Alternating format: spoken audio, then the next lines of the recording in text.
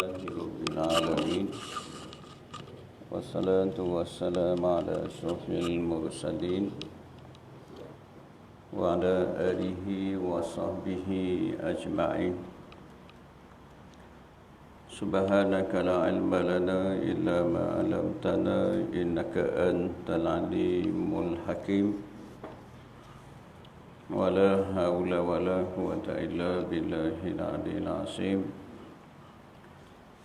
ولا حول ولا قوة إلا بالله العلي العظيم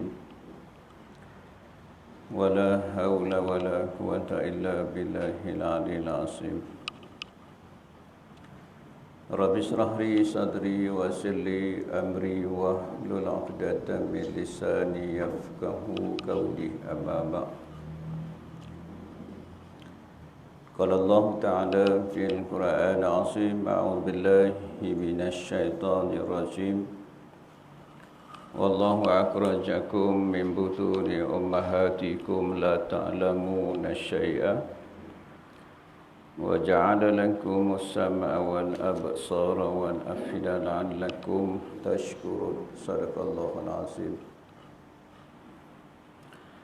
Alhamdulillah, syukur pada Allah Subhanahu wa taala. Sama-sama kita menunaikan sembahyang Maghrib berjemaah. Mudah-mudahan amal ibadat kita diterima oleh Allah Subhanahu wa taala. Syukur juga kepada Allah Subhanahu wa taala kerana masih lagi dipanjangkan usia kita.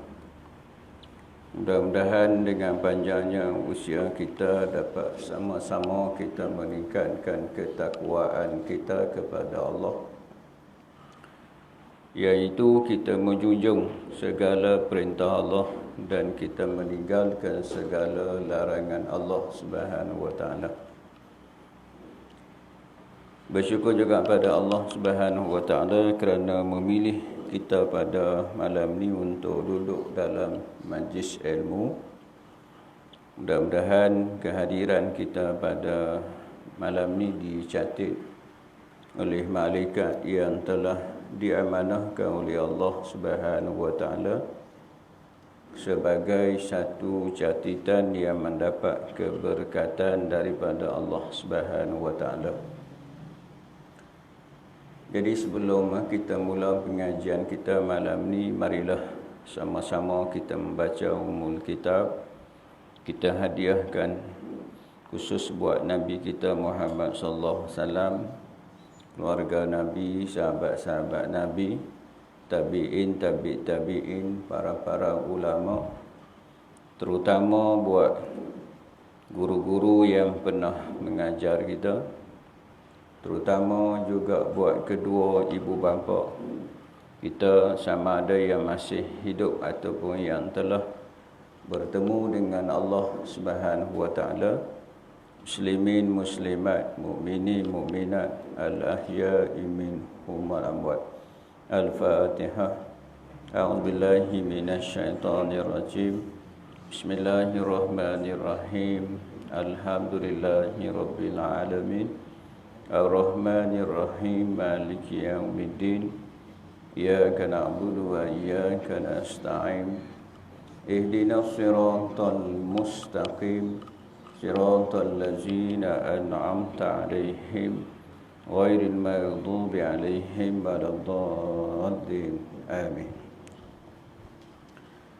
Insya-Allah malam ni kita sambung pengajian kita dalam Kitab Fiqh Manhaji jilid yang pertama. Kita masih lagi tajuk wudu. Kita masuk sunat-sunat wudu juga, no? Kita masuk sunat-sunat wudu. Kita dah maklum sebelum ni, sunat ialah perkara yang apabila kita buat dapat pahala, dan kalau kita tinggal tak berdosa. Jadi kita buatlah kerana hak sunnah ni, hak sunat ni benar-benar yang memperelokkan amalan-amalan kita.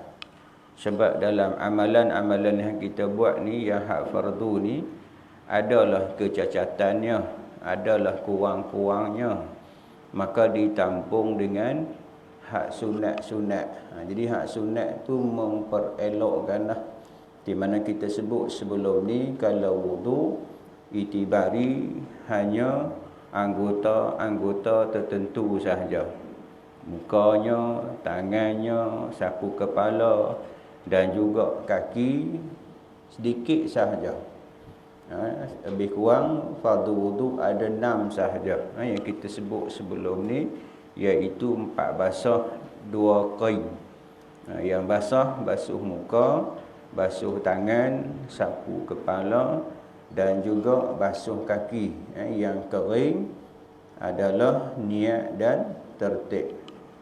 Ada 6 tu sajalah. Yang hak fardu ada 6 saja, sedikit saja. Tetapi hak sunat yang kita nak sebut malam ni ada 18, banyak dah. Jadi banyaklah, 3 kali ganda. Kerana apa? Nak memperelokkan. Kalau semayang dia ada sunat-sunatnya. Kalau begitu juga dengan hak wudu, dia ada hak sunat-sunat.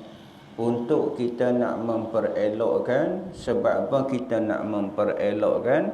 Sebab sebentar lagi kita akan menghadap Allah Subhanahu wa ta'ala. Kita nak menghadap Allah lah. Kita nak menghadap kekasih yang kita cinta lebih daripada segala-galanya. Kalau dengan kekasih yang kita nak jumpa pun agak-agak lebih kurang tak? Mestilah istimewa kita pakai baju yang elok. Beli baju lain beli baju baru, seluar baru, semuanya baru-baru. Pakai wangi-wangi. Nak jumpa kekasih. Nak jumpa kekasih ini, kita nak jumpa kekasih yang kita cinta lebih daripada segala-galanya. Lagi-lagilah kita nak kena memperelok. Dahlah kita buat elok hak benda yang sunat, hak kita sebut sat-sat ni, buat dapat pahala. Dah kita buat benda yang sunnah, Nabi suka, Allah Subhanahu wa ta'ala suka, dan kita buat akan mendapat ganjaran pahala daripada Allah Subhanahu wa ta'ala. Selalulah kita duk sebut pahala-pahala yang Allah Subhanahu wa ta'ala nak bagi tu, tak samalah apa yang kita dapat atas dunia. Sedikit pun tak sama. Cuma benda tu benda yang sam'iyat. Tu kadang-kadang orang duk tanya kita, bolehkah kita buat sesuatu kita nak pahala? Boleh takkah kita nak buat sesuatu kita nak syurga? Boleh peringkat kita ni boleh. Kerana apa? Pahala. Ada tak orang boleh bagi pahala? Ada tak manusia boleh bagi pahala? Raja ke, sultan ke, siapa ke, tak boleh bagi pahala. Sama juga dengan syurga. Ada tak siapa-siapa makhluk yang boleh bagi syurga? Tak boleh. Tapi peringkat kita, hak peringkat awam ni, kita buat sesuatu hak Allah janji, tak dinamakan syirik. Kengah-kengah orang kita duk dengar dia kata, mana boleh buat ni, kita syirik ni. Kita buat ibadat, kita buat tu kerana pahala. Kita buat ibadat kerana nak kepada syurga, bukan kerana Allah. Boleh benda ni. Sebab apa? Disebut dalam hadis-hadis Nabi, ada ganjaran-ganjaran yang Allah Subhanahu wa ta'ala, di mana Allah Subhanahu wa ta'ala sebut dalam Al-Quran. Allah Subhanahu wa ta'ala berfirman, a'udzubillahi minasyaitonirrajim, wa'adallahu alladhina amanu wa amilus salihat lahum maghfiratan wa ajrun azim. Allah Subhanahu wa ta'ala berjanji kepada orang yang beriman dan beramal saleh, bagi mereka keampunan dan ganjaran yang besar Allah nak bagi. Ini Allah janji.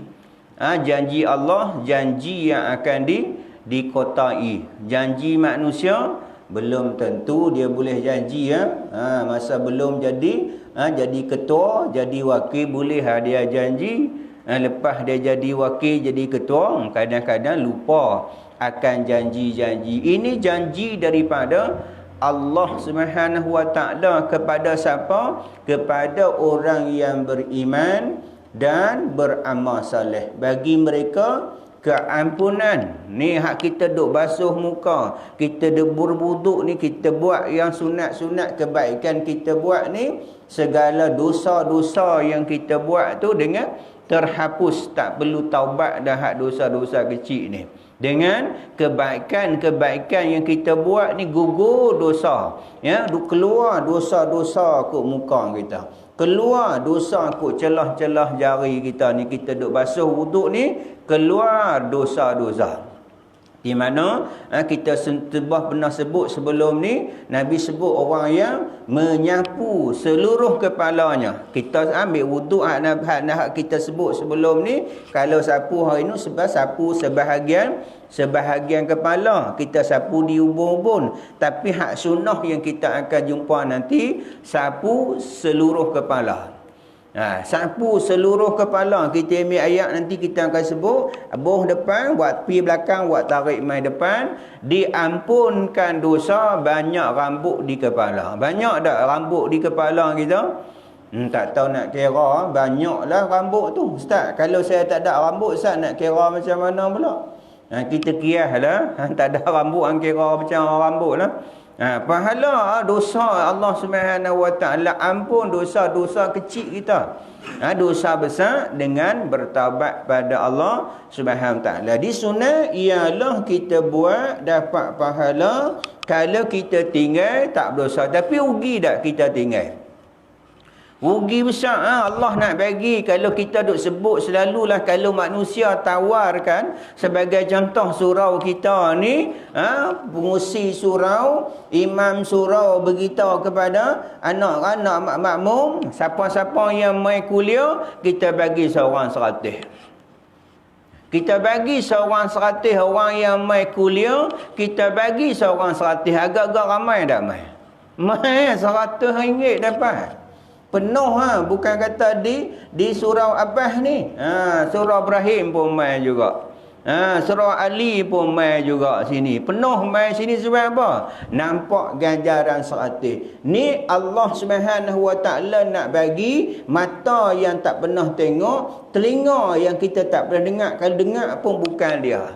Hati pun tak pernah lintas, yang kita akan nampak bila ketika kita masuk dalam alam kubur itu baru nampak.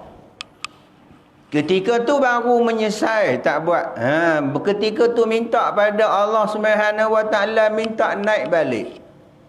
Di mana kita duk sebut selalu, tiap-tiap hari Jumaat kita duk baca surah Alif Lam Mim Sajadah ayat 12. Allah sebut auzubillahi minasyaitonirrajim, walau tara idzil mujrimu nanakisu ru'usihim inda rabbihim rabbana absarna wa sami'na farja'na na'mal salihan inna muqinun. Kamu akan melihat wahai Muhammad, orang-orang yang buat dosa besar tunduk malu di hadapan Allah Subhanahu Wa Taala. Depa kata apa?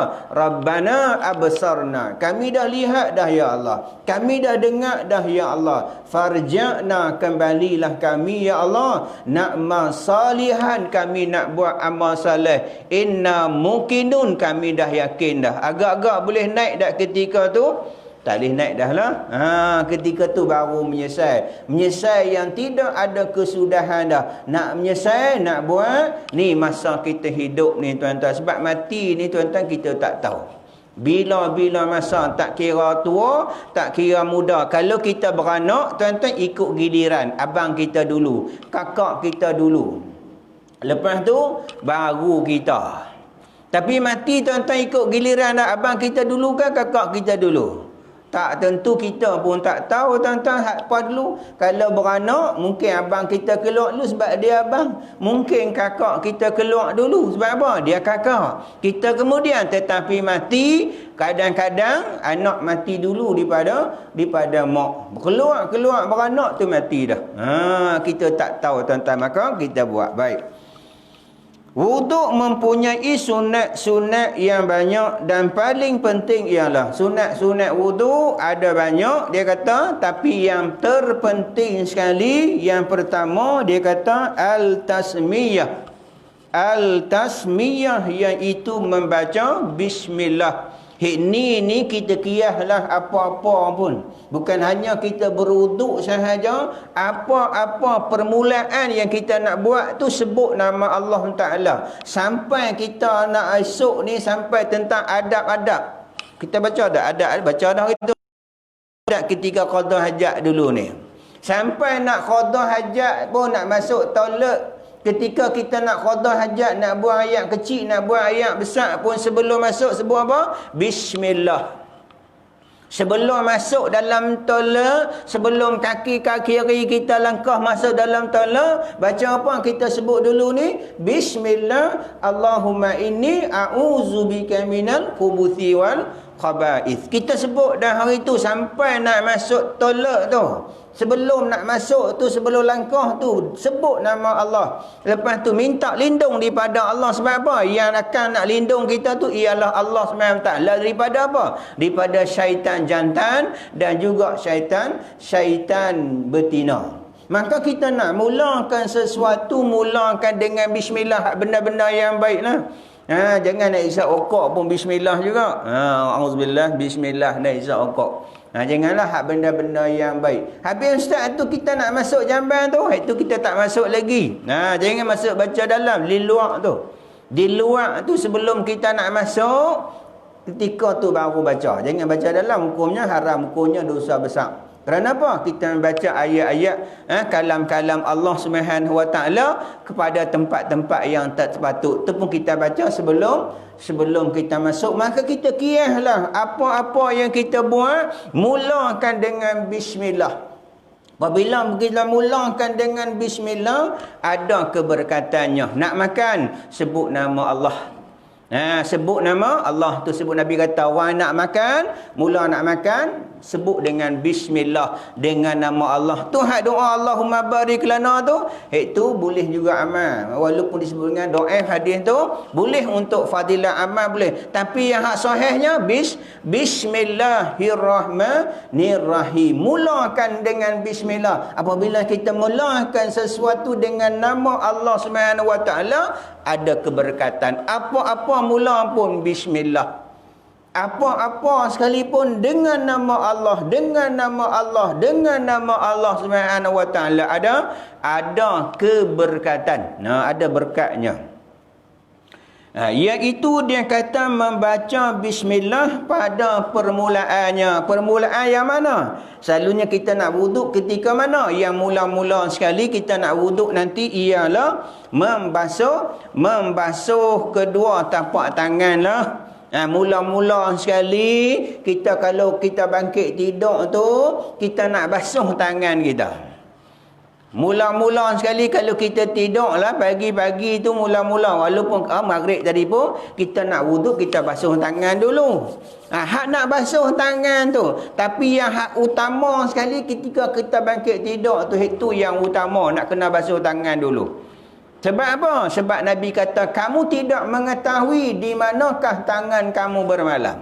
Siapa tahu malam-malam tangan kita pergi mana? Siapa tahu? Tak percaya, ambil video, rakam dalam bilik kita, bubuh CCTV. Kita akan tahu tangan kita. Nabi kita tu, Nabi tahu. Nabi Allah Subhanahu Wa Taala bagi mukjizat. Benda yang belakang Nabi tahu. Nabi duduk sembahyang ni, apa kesalahan sahabat yang belakang Nabi, Nabi tahu.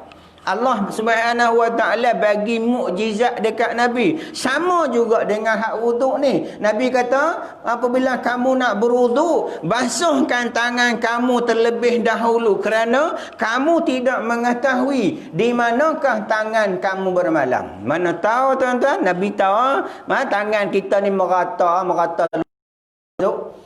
maka ada najis nak tangan kita, tu kita kena jaga tuan-tuan. Kalau kita, selalunya kita guna paip lah, okeylah paip. Tapi kalau kita guna timba, kita celup dalam timba, pada masa kita ambil air timba tu untuk berwuduk pula, maka air tu namanya air mutan najis. Sebab apa? Air yang kita celup tu kurang daripada dua kolah. Ini kita nak kena jaga. Kita nak celuk tangan kita tu ketika bangkit tidur tu. Sebelum celuk tu tengok tangan ayat tu lebih pada dua kolah. Kalau macam kolah surau kita, kolah masjid tak apa, besar tuan-tuan, berkolah-kolah. Tapi kalau rumah kita kolah yang tak sampai dua kolah, bekas yang tak sampai dua kolah, jangan celuk. Sebab apa? Sebab kalau air yang celuk tu, walaupun air yang kita celuk tu tidak berubah warna, duk elok, duk jernih elok air ni. Ni kita celuk air ni. Kita angkat tangan berubah dah. Duk elok tangan ustaz bukan duk berubah apa pun. Tetap air tu jadi air mutan najis. Kita cium tak bau pun. Tengok warna tak ubah pun. Kita cium tak bau pun. Tetap air tu namanya air mutan najis. Sebab apa? Nabi beritahu siap-siap. Sebelum tangan kamu celup dalam bekas bejana, terlebih dahulu kamu basuh dulu. Maka ni hak kita nak basuh tangan kita tu. Celup tangan nak basuh tu selalunya dengan paip lah. Atau kita ambil air, ambil cebok, kita basuh tangan kita. Masa nak basuh tu baca Bismillahirrahmanirrahim. Mulakan kerja buat kita dengan menyebut nama Allah Subhanahu wa taala. Itu yang kita nak. Pahala tak? Pahala. Dah yang kita buat ikut sunnah dapat pahala. Kita baca Bismillahirrahmanirrahim. Kita sebut dah sebelum ni ada berapa huruf Bismillah? Ada 19 huruf. Bismillahirrahmanirrahim. Ada berapa huruf? 19 huruf. Satu huruf Nabi kata baca dapat berapa pahala? 10 pahala. Satu huruf 10 pahala. 19 huruf kali dengan 10, 100 berapa? 190. Bukan 190 ringgit. Bukan 190 ribu. Bukan 19 juta dah. Tak sama. Jangan kita duk bayang. Hak baca Quran Bismillahirrahmanirrahim satu huruf pun 10 tu kalau kita baca dalam keadaan luar tuan-tuan. Kalau baca dalam keadaan berwuduk lain pula. Kalau baca dalam keadaan semayang lain pula tuan-tuan. Satu huruf tu lain pula. 50 pahala satu huruf dalam semayang ketika berdiri. Kalau duduk dah 20 dah dapat 50. Satu berdiri 50, duduk dapat 25. Banyak lah. Tu masa kalau kita semayang baca panjang-panjang, sunat baca panjang-panjang seorang di rumah lah. Kalau di surau masjid kita sederhana lah, jangan panjang sangat. Sebab di belakang kita tu orang yang uzur, kita minta kita okey lah, kita kuat, kita hafal Quran. Yang belakang-belakang kita boleh kalau kita nak baca surah Al-Baqarah 286 ayat, boleh dengan syarat minta izin dekat makmum. Siapa yang setuju malam ni saya nak baca surah Al-Baqarah 286 ayat? Setuju baca? Agak-agak setuju tak? Dia kata buat duha dah tu imam duha tu pun panjang dah tu. Minta izin. Selalunya kita macam tu tuan-tuan, kalau main masjid panjang-panjang rumah qul huwallah inna a'taina. Bukan sinilah cerita di Afrika tu. Cerita di Afrika. Kita sebut dulu tahu cerita bukan sini di Afrika. Lepas kuliah daripada ustaz, dulu ustaz mengajar di Afrika kan. Kita melawak tuan-tuan. Kata bukan orang sini di Afrika Afrika yang depa baca macam tu. Lepas kuliah daripada ustaz, dulu ustaz mengajar di Afrika kan. Kita melawak, dia kata kita mengajar di Afrika. Nah, kata apa? Bismillah tu pun dah dapat pahala sunnah dah. Satu huruf pun kita baca dapat 10 dah. Hak tu kita berwuduk dapat 190 dah. Bayangkan tuan-tuan, banyak mana? Wallahu a'lam. Baik. Baca bismillah.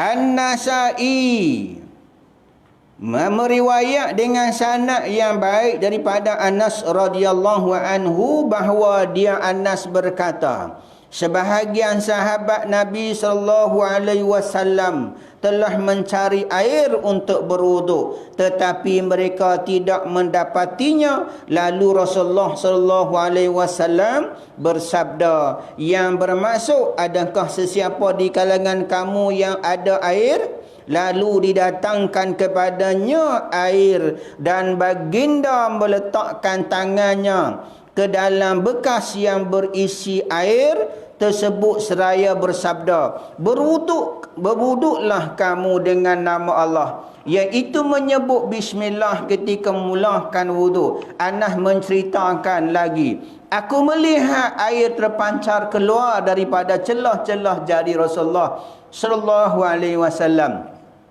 sehingga mereka semua dapat berwuduk dengan air tersebut, dan bilangan mereka lebih daripada 70 orang. Ni mukjizat lah ni. Mukjizat. Zaman Nabi ayat tak ada, tuan-tuan. Zaman Nabi ni kita hak sebut tentang bersuci tu, hak seorang Islam terhadap Allah sekurang-kurang seminggu sekali mandi. Ingat dah dulu kita sebut dulu. Hak seorang Muslim terhadap Allah, Nabi kata seminggu sekali mandi. Kita hak kewajipan kita dengan Allah sekali seminggu mandi. Kau mana kena mandi seminggu? Terutama hari sunat hari Jumaat tu. Bayangkan seminggu ada tak? Tempat kita jarang lah, tak jumpa rasanya. Seminggu sekali mandi. Kita tak mandi sehari pun tak boleh duduk dah. Tambahlah seminggu. Nak apa? Kata kita sekurang-kurangnya mandi berapa kali? 3 kali ya. 3 kali ya, tuan-tuan. Kalau belah kampung saya tu 5 kali. Tak apa, sebab ayak setahun RM24. Yang setahun RM24, tuan-tuan. Kadang-kadang kita rumah mereka jadi macam apa, ayak barik. Macam ayak barik. Lepas dia tak nak bayar setahun RM24. Kita pun masuk tengok, rupanya kepala pek itu duk rosak awak, tak tukar tu. Lama dah rosak lah. Kepala pek tu rosak lama lah. Ayak duk turun tu, sampai rumah dia jadi macam barik lah. Ayak tak berhenti-berhenti. Kalau kita mau 300-400 kalau rumah ni. Saya RM24 tuan-tuan, hak kampung ayak masyarakat. Masyarakat RM24 setahun, tuan-tuan, bukan sebulan. Setahun RM24. Maksudnya depan kita ni ayak banyak, 5 kali 6 kali mana tak apa. Tapi kita kebiasaannya 3 kali. Tetapi ayat cerita hadis ni nak cerita zaman Nabi tak ada ayat. Nabi tanya sahabat, ada ayat dah. Nabi ada seorang sahabat wamai bekas satu bekas ayat. Nabi celuk tangan Nabi yang mulia sambil seraya bersabda, mulakan wuduk kamu tu dengan bismillah. Maka mujizat Allah Subhanahu wa taala kurnia dekat Nabi kita ni, keluar ni ayat ko celah-celah jari Nabi. Keluar ayat mujizat lah tu. Kalau orang tanya kita, selain daripada ayat sungai, selain daripada ayat parit mata perigi salji ke, ayat hujan ke, ayat mata ayat ke, ayat laut ke, ayat apa lagi yang boleh berwuduk? Kalau orang tanya kita lah ayat ni. Tapi zaman ni ayat ni ada di zaman Nabi Marta. Kalau orang buat teka-teki kat kita lah. Selain daripada ayat sungai, ayat separit, ayat mata ayat perigi, ayat mata, ayat hujan, ayat embun, ayat salji, ayat laut. Ada tak ayat lain yang boleh berwuduk? Kita kata ada. Ayat apa? Ni ayat ni. Ayat yang keluar ko celah-celah jari Nabi. Banyak dah. Lebih daripada 70 orang. Kita berapa malam ni? 5, 10, 15, 20, lebih kurang 30 2 kali, 3 kali ganda. Nak abang kata lebih daripada 70 orang boleh berwuduk. Dari segi logik akal ayat keluar macam mana kok badan Nabi ni. Ini mukjizat yang Allah Subhanahu wa taala bagi dekat Nabi, benda yang hak akal memang tak boleh terima lah. Itu mukjizat lah Allah bagi hanya khusus untuk Nabi-Nabi. Kita Allah bagi juga, semua bagi karamah lah. Bagi apa? Ramat, tutup ramat tu. Ataupun disebut dengan ma'unah bantuan. Kan dulu ni kena geng-geng kena tangkap ma'unah. Ma'unah pertolongan, datang pertolongan Allah Subhanahu wa taala. Ada juga Allah bagi namanya istidrak. Bagi juga kan dia kaya tuan-tuan, mayam pun tak. Rumah 2 3 4 biji, kereta 10 biji tuan-tuan. Mayam dah tengok aku, mayam pun tak. Kereta 10 biji. Tengok Pak Les dah mayam. Ni motor buruk lah. Tengok aku sembahyang pun tak. Kereta 10 biji. Allah bagi tapi namanya istidrak. Macam mana Allah bagi dekat Fir'aun. Sampai peringkat sakit pun tak pernah. Sampai peringkat mengaku Tuhan lah. Mengaku Tuhan. Ni mukjizat Allah Subhanahu wa taala bagi kepada Nabi kita Muhammad SAW dengan keberkatan sebut nama Allah. Allah kurniakan mukjizat dekat Nabi. Sebab ketika tu ayat tak ada di zaman Nabi. Tu kalau kita pernah sebut dulu ni bulan Ramadan. Bulan Ramadan ni mana yang panas. Sebelum Ramadan mana Sya'ban. Syu'bah. Bulan Sya'ban. Sya'ban ni mana Syu'bah. Sepuak-puak sebelum Ramadan. Orang Arab akan pergi ke bukit-bukit cari ayak. Berapa ni Ramadan bulan panas ayak tak ada. Kita ada ayak. Nak abang kata zaman Nabi ayak tak ada. Nabi celuk mukjizat lah. Nabi mulakan dengan hadis ni abang kata. Apabila Nabi celuk, Nabi sebut dengan itu menyebut bismillah dengan nama Allah. Jadi kita mula hak sempurnanya bismillahirrahmanirrahim dengan nama Allah yang Maha Pemurah lagi Maha Mengasihani. Ketika tu kita pun basuh tangan kita mula-mula sekali. Mula-mula sekali kita mulakan dengan bismillah, maka kita kiaslah pada hadis ni apa pekerjaan kita mula bismillah. Nak masuk rumah, nak apa pun, nak pakai kasut pun bismillah, nak pakai baju bismillah, apa-apa pun minta sebut dengan nama Allah Subhanahu wa taala. Sebut dengan nama Allah Subhanahu wa taala.